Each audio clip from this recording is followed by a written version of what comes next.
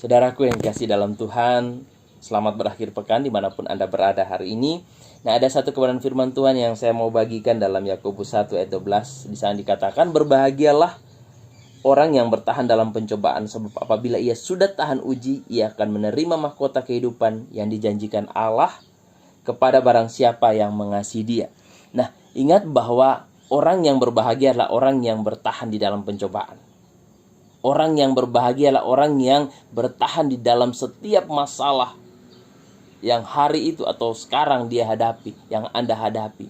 Baik persoalan sakit, persoalan keluarga, pekerjaan, keuangan, ya, apapun yang saudara hadapi, itu adalah cobaan. Nah, ketika kita bertahan di dalam pencobaan tersebut, bertahan di sini artinya benar-benar kita mempraktekkan kebenaran firman Tuhan.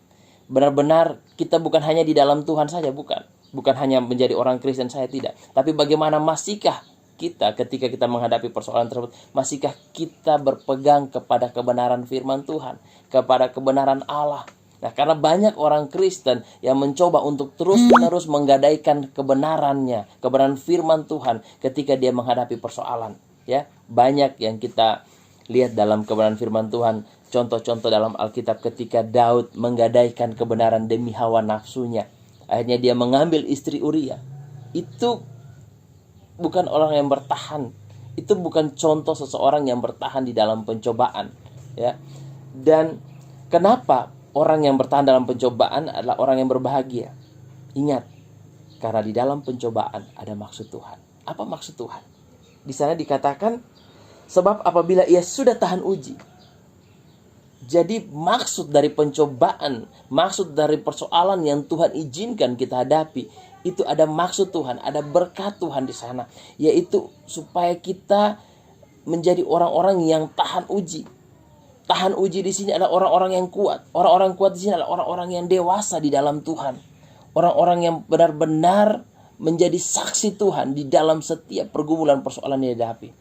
Nah, waktu kita benar-benar sudah menjadi orang yang bertahan, orang-orang yang tahan uji, orang-orang yang kuat, orang yang dewasa di dalam setiap pergumulan pencobaan. Ketika Tuhan melihat itu, kita sudah kerjakan dalam hidup kita, maka saat itu juga ada keberkatan, ada mahkota, ada reward, ya, ada reward yang Tuhan sediakan bagi mereka, bagi saudara yang bertahan di dalam pencobaan tersebut. Ya, ada satu kisah, saya ingin tutup dengan sebuah kisah ketika itu orang Israel membangun tembok Yerusalem. Yerusalem dijarah, Yerusalem dikepung oleh musuh-musuhnya, dan banyak dari mereka ditawan, ya, diambil istri, diambil anak perempuan, diambil anak laki-laki, anak perempuannya dijadikan istri, dijadikan selir, dijadikan budak seks. Anak laki-laki itu diambil untuk menjadikan budak untuk bekerja, ya, banyak hal. Lalu Nehemia berusaha membangun kembali dengan bantuan Tuhan. Yeremia mulai dengan sedikit demi sedikit membangun, tapi persoalan tidak saja selesai. Persoalan masih saja, mereka masih terus terancam. Anak istri mereka terancam untuk diculik, untuk diambil sebagai budak oleh para musuh-musuh mereka pada saat itu. Tapi tahukah, Nehemia tidak lari dalam pencobaan itu. Apa yang Nehemia katakan di sana? Di dalam ayat 14, Nehemia 4 ayat 14. Jangan kamu takut terhadap mereka. Ingatlah kepada Tuhan yang maha besar dan dahsyat, dan berperanglah untuk saudara-saudaramu, untuk anak laki-laki dan anak-anak perempuanmu, untuk istrimu dan untuk rumah tanggamu. Nah, apapun yang saudara hadapi saat ini, mari yakinilah kebenaran firman Tuhan ini. Yang pertama, di sana dikatakan jangan takut. Yang pertama, ketika kalau kita mau benar-benar menang di dalam pencobaan, di dalam bertahan di dalam pencobaan pertama, kuatkan iman saudara. Dekatkan iman saudara kepada kebenaran firman Tuhan, kepada janji-janji Tuhan, sehingga kita tidak takut ketika kita menghadapi persoalan tersebut. Selain jangan takut, di sana dikatakan ingatlah kepada Tuhan yang maha besar dan dahsyat. Yang kedua, ingatlah kepada Tuhan sambil kita meyakinkan iman kita. Ingatlah ada janji-janji Tuhan. Ingatlah kebenaran firman Tuhan di sana yang akan senantiasa digenapi dalam kehidupan saudara. Ada janji-janji yang sangat indah yang ingin digenapi dalam kehidupan saudara. Dan terakhir di sana dikatakan, berperanglah untuk saudara-saudaramu, untuk anak laki-lakimu, untuk anak perempuan, untuk istrimu, dan untuk rumah tanggamu. Yang terakhir, jangan diam, ya, jangan diam. Berperang di sini bukan arti Anda melakukan secara fisik, tapi berperang di sini Anda harus berdoa bagi mereka. Anda harus menghadapi persoalan itu. Kalau itu menyangkut anak laki-lakimu, Anda harus menghadapinya.